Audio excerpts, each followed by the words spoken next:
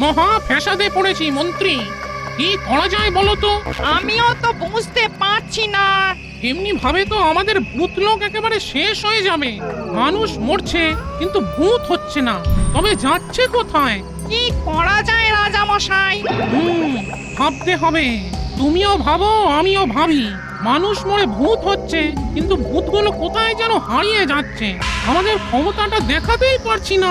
আচ্ছা রাজা মশাই, আমরা কি পঙ্গু হয়ে যাচ্ছি? না, কোনো মন্ত্রের ফাঁদে পড়ে আছি। আহ, অনেক দিন পর একটা ভালো ইলিশ মাছ পেলাম, গিন্নি খুব খুশি হবে।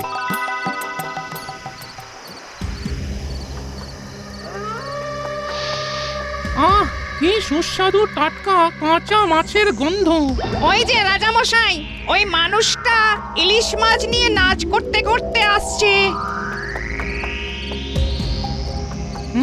একটা বুদ্ধি মাথায় এসেছে, বুঝলে মন্ত্রী?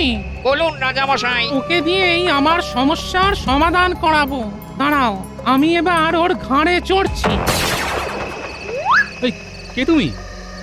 আমি আমি ভূত রাজা। তা আমার ঘাড়ে চাপলে কেন? তুমি তো ভয়ঙ্কর দোষ করেছো, তাই তোমার ঘাড়ে আমি চেপেছি। আরে আমি আবার কি দোষ করলাম? রাতের বেলায় আমার সামনে দিয়ে ইলিশ মাছ নিয়ে যাচ্ছ। তুমি জানো না, মাছ আমাদের খুব প্রিয় খাবার। ওরে বাবা, তুমিও কি আমার ঘাড়ে চাপবে নাকি? তিনজনকে আমি একা সামলাবো কি করে বলো দেখি? আমি আর আমার মন্ত্রী তো দুইজন, তিনজন হলো কি করে?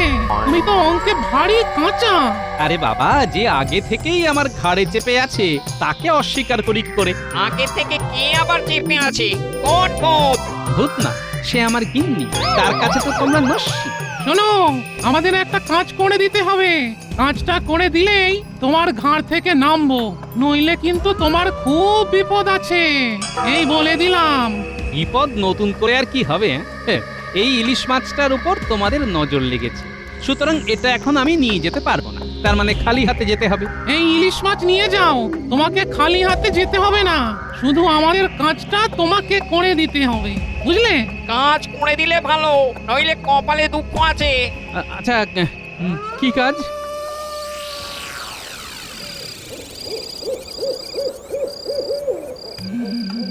কখনো এত রাত করে না, কি যে হলো, ভীষণ চিন্তা হচ্ছে। হ্যাঁ, আমারও খুব চিন্তা হচ্ছে। কি করে চিন্তা দূর করা যায় বলুন তো মা? একটু এগিয়ে দেখো না।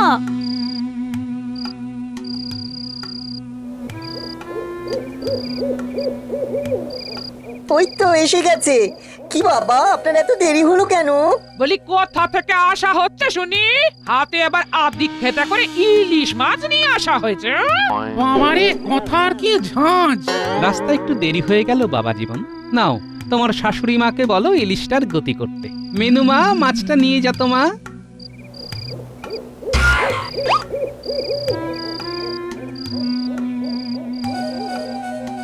ইস ইস ইস, কি অনাসৃষ্টি কাণ্ড! হাত মুখ না ধুয়ে সোজা ঘরে ঢুকে গেল। মা, বাবার হাত থেকে মাছটা নেওয়ার সময় কেমন একটা ঝটকা লাগলো। ঝটকা? কেন ঝটকা লাগলো কেন? বাবা শুয়ে পড়লে বাবার গায়ে একবার হাত দিয়ে দেখবো কিরকম ঝটকা লাগে। নিন, আপনি মাছটাকে কেটে রান্না শুরু করে দিন। মিনু, তুমি মায়ের সাথে হাত লাগাও। এবার বলো, আমাকে কি করতে হবে? মন দিয়ে শোনো, ভূত লোকে হাহাকার। মানুষ মরে ভূত হচ্ছে কিন্তু ভূতগুলো আর ভূত লোকে আসছে না। ভূতগুলো কোথায় যাচ্ছে? সেটাই তোমাকে জানতে হবে। তা তোমাদের তো অনেক ক্ষমতা। আমরা আমাদের ক্ষমতাকে ব্যবহার করতে পারছি না, কোথায় যেন আটকে যাচ্ছে।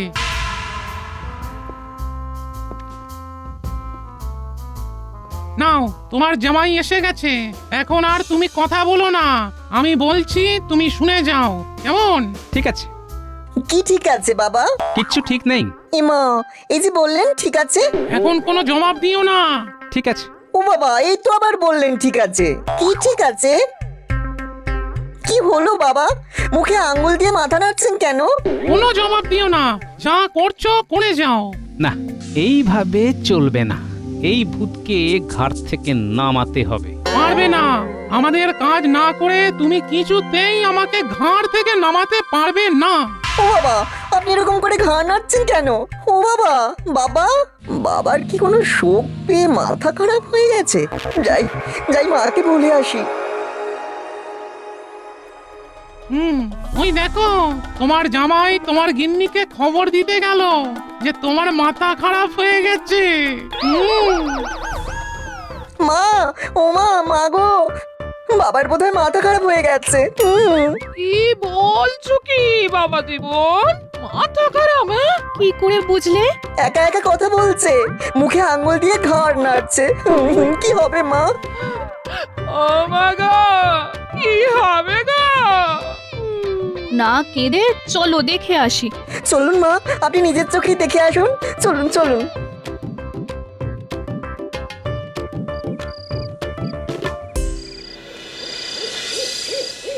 তুমি যত তাড়াতাড়ি আমাদের সমস্যাটার সমাধান করতে পারবে তত তাড়াতাড়ি আমি তোমার ঘাড় থেকে নামবো, কেমন? ঠিক আছে।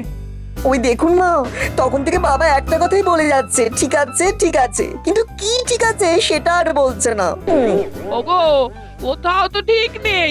এই তোমার শরীর ঠিক নেই গো, শরীর ঠিক নেই। এমন কিছু করো না যাতে তোমার উপরে সন্দেহ হয়। ঠিক আছে। ওই সেই এক কথা। ও বাবা, বলুন না কি ঠিক আছে? তুমি ঘুমিয়ে পড়ো। আচ্ছা, আর তোমরা এখন যাও, আমি এখন ঘুমাবো। হ্যাঁ গো, নিজে হাতে ইলিশ মাছ আনলে, ইলিশ মাছের তেল দিয়ে গরম ভাত, ইলিশ মাছ ভাপা, ইলিশ মাছ ভাজা, বলি খাবে না? না খেয়ে শুয়ে পড়বে? হ্যাঁ, আমার খিদে নেই। যাই একটু রাজামশাইয়ের সাথে দেখা করে আসি।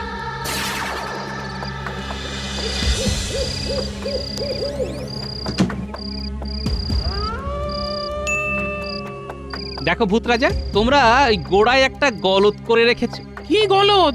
এই যে আমার ঘাড়ে চেপে। আরে তুমি যদি এইভাবে ঘাড়ে চেপে থাকো তাহলে আমি তোমাদের কাজটা করবোটা কি করে? হ্যাঁ, হ্যাঁ, আমাকে বোকা পেয়েছো?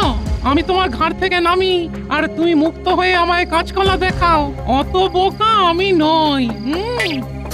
রাজামশাই, খুব একা লাগছিল, তাই চলে এলাম। কি রে বাবা, তুমিও কি আমার ঘাড়ে বসবে নাকি? হ্যাঁ, এই দেখো, আমাকে যদি একা না ছাড়ো তাহলে আমি কাজটা করব কি করে?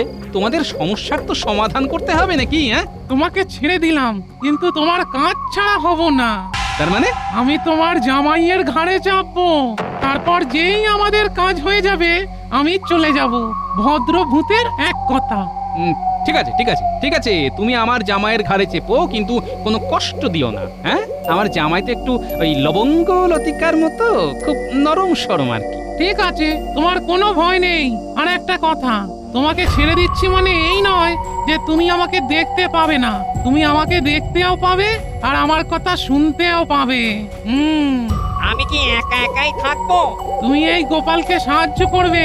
গোপাল যেখানে যেখানে যাবে তুমিও গোপালকে ছায়ার মতো অনুসরণ করবে, কেমন?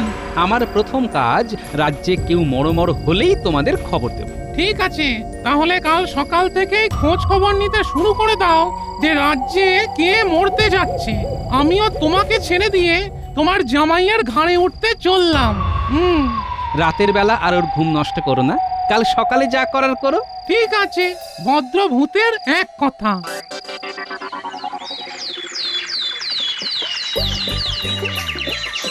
কই গো গিন্নি, গেলে কোথায়? বাজারে যাচ্ছি, কি আনতে হবে বলো। কি গো, শরীর কেমন? কেন, ঠিকই তো আছে। ওই দেখো, আবার বলছে ঠিক আছে।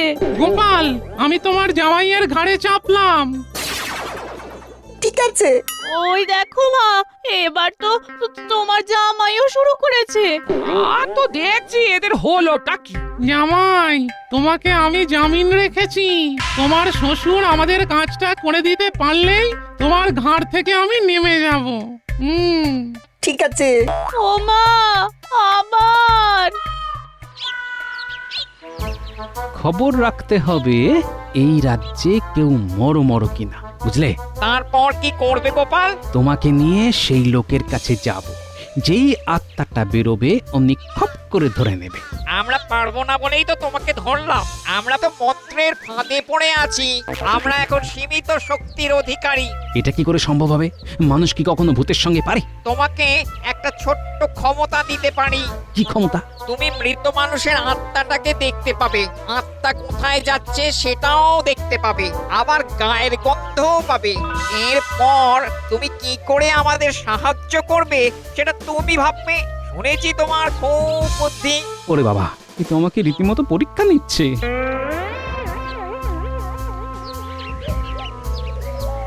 শুনেছো গোপাল দাদা, ওই ভক্তি কাকার এখন তখন অবস্থা। সে কি? হ্যাঁ গো, কাল সারা রাত আমি ভক্তি কাকার বাড়িতেই ছিলাম। আমাদের রাজবৈদ্য জবাব দিয়ে দিয়েছেন। ব্যাস, পেয়ে গেছি। চলো, এবারে বেরোলেই খপ করে ধরতে হবে। হ্যাঁ, কাকে ধরতে হবে গো? কে বেরোবে? আরে কিছুই তো বুঝতে পারছি না। আমি তো যেতে পারবো না, আমি তো মন্ত্রের ফাঁদে পড়ে আছি। যা বাবা, তাহলে তুমি আমাকে কি সাহায্য করবে? ও গোপাল দাদা, গোপাল দাদা, আচ্ছা তোমার কি হয়েছে গো? কার সাথে কথা বলছো? হ্যাঁ, কে কাকে সাহায্য করবে? সব এসে বলবো। এখন আমাকে যেতে হবে ভোলা। খপ করে ধরতে না পারলে আমার জামাইয়ের ঘাট থেকে নামবে না। চললাম গো, তুমি বাড়িতে গিয়ে অপেক্ষা করো। ঠিক আছে। গোপাল দাদার কি মাথা খারাপ হয়ে গেছে? কি সব উল্টো পাল্টা বকে গেল। যাই, গোপাল দাদার বাড়ি যাই, দেখি।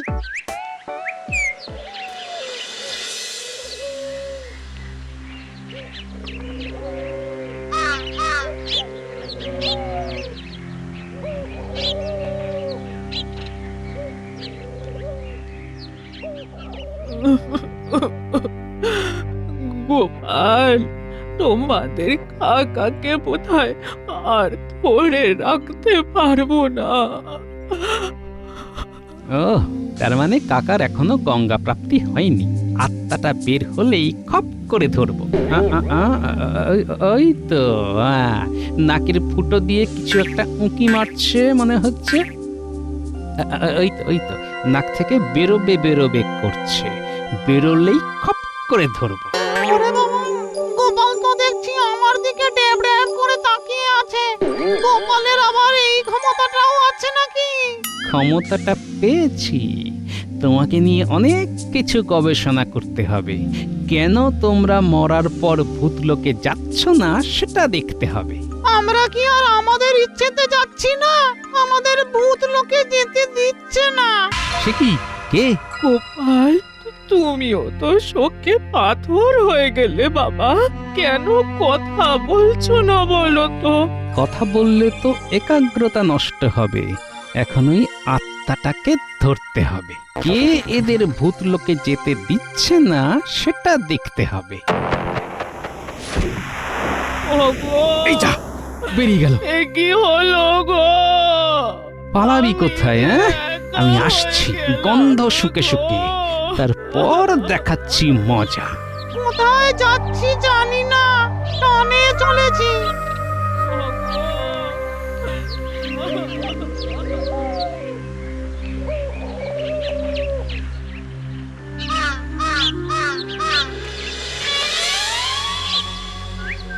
আসছে আসছে, আর একটা আসছে। বটা ঘটা, আর একটা শিশি তৈরি করে রাখ। শিশি তৈরি আছে ভগবান দাদা। ওই যে আসছে, আয় আয় আয়, আমার হাতের মধ্যে আয়।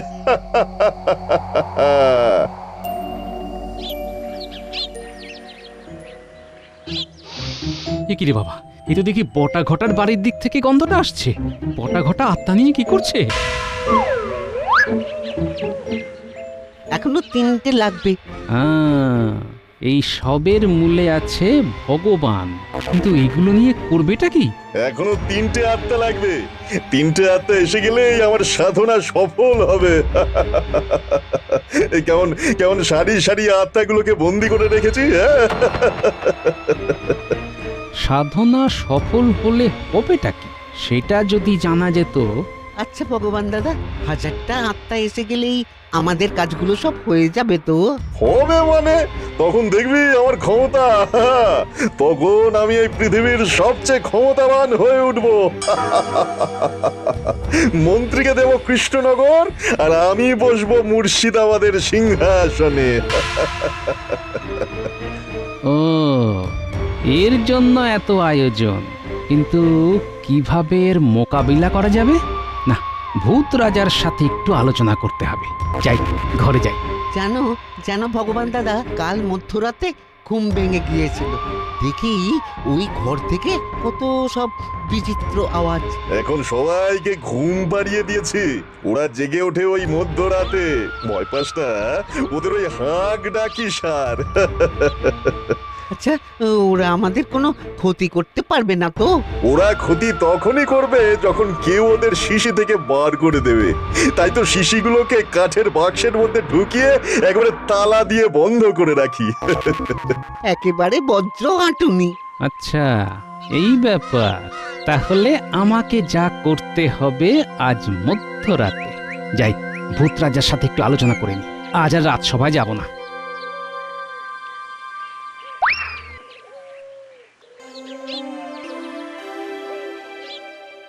বলো প্রহরী, কি খবর? গোপাল দাদা বাড়ি থেকে বাজার করতে গিয়ে আর বাড়ি ফেরেনি। সে কি হয়েছে?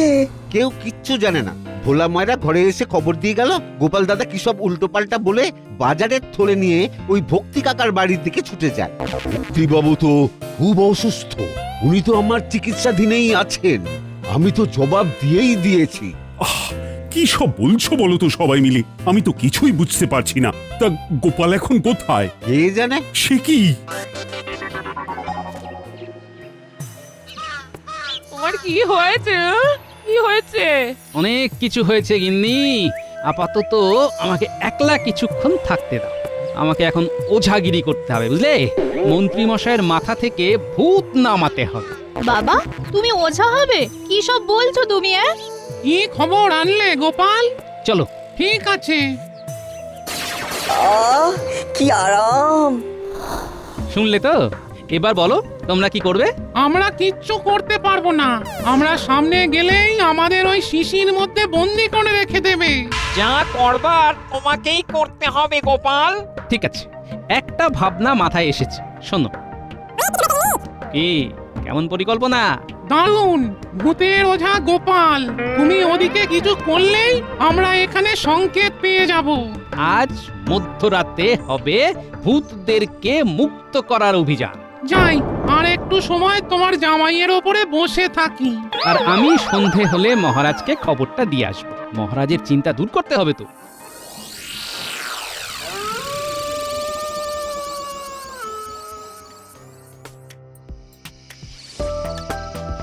কি খেলা দেখাবে গোপাল? খেলা নয়, নাচ মহারাজ, ভূতের নাচ। উফ, তুমি যে কি চিন্তায় ফেলেছিলে না, সন্ধেবেলায় তোমাকে দেখে ধরে প্রাণ এলো। একটা বিরাট অঘটন ঘটতে যাচ্ছিল।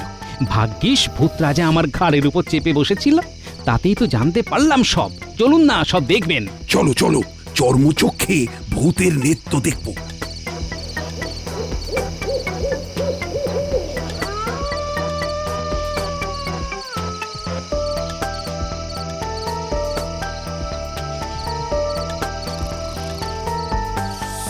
ওই দেখুন মহারাজ, বাক্সটা কেমন আপনা আপনি নাচছে। বাক্সের ভেতরে কি আছে? এইবার বাক্সটার হাতলে আকশিটা আটকে দিয়ে বাক্সটাকে আস্তে আস্তে টেনে নিয়ে আসি। প্রহরী, এইবার তালাটাকে ভাঙতে হবে।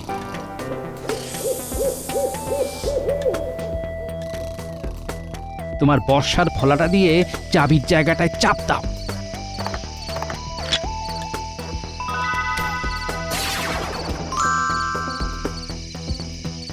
ধন্যবাদ গোপাল। মন্ত্রী, নাও, সবাইকে মুক্তি দিতে হবে। কি হলো? উড়মুড় করে খাবো আজ, ভেজে ভেজে খাবো আজ। এটা কি করে হলো? ওরে বাবা, বাঁচাও! তোমরা আমাদের সর্বনাশ করতে চেয়েছিলে। এবার গোপালের জন্য আমরা আমাদের পুরনো ক্ষমতা ফিরে পেয়েছি। এবার তোমাদের সবাইকে শাস্তি দেব। আমাকে বাঁচাও, আমাকে বাঁচাও! তোমার ঘাড় মটকে খাবো। আমাদের পেছনে লাগা, আমাদের ক্ষমতা নিয়ে রাজ্যের ক্ষতি করা। তোমরা সবাই মুক্ত। যাও, আর এক পাপীকে তুলে নিয়ে এসো। মন্ত্রী মশাই তো, চলো সবাই। কি হচ্ছে বলো তো গোপাল, আমাকে সব বুঝিয়ে বলো। হাজারটা ভূতকে বশীভূত করে আপনাকে ক্ষমতাচ্যুত করে ভগবান মন্ত্রী মশাইকে কৃষ্ণনগরের সিংহাসনে বসিয়ে নিজে মুর্শিদাবাদের সিংহাসনে বসতে চান। বলো কি? হ্যাঁ, পেটে পেটে এত?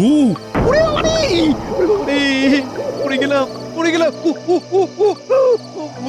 ভুল হয়ে গেছে আমাকে ছেড়ে দিন বাবারি আমাকে ছেড়ে দিন। মহারাজ আমি বরং এই দুজনের মাথা ঠোকাঠুকি করতে থাকি, কেমন? তাই করো। বাঁচাও ওরে বাবারি ভূতরাজ, বটা ঘটা কোথায়? দুজনে অজ্ঞান হয়ে পড়ে আছে। বাঁচা গেছে? নাও, থেমো না, ঠুকতে থাকো। গোপাল, তুমি দেখি এখন থেকে ভূতের ওঝা হয়ে গেলে। ভূতের ওঝা গোপাল হাঁটলো মন্ত্রীর কপাল।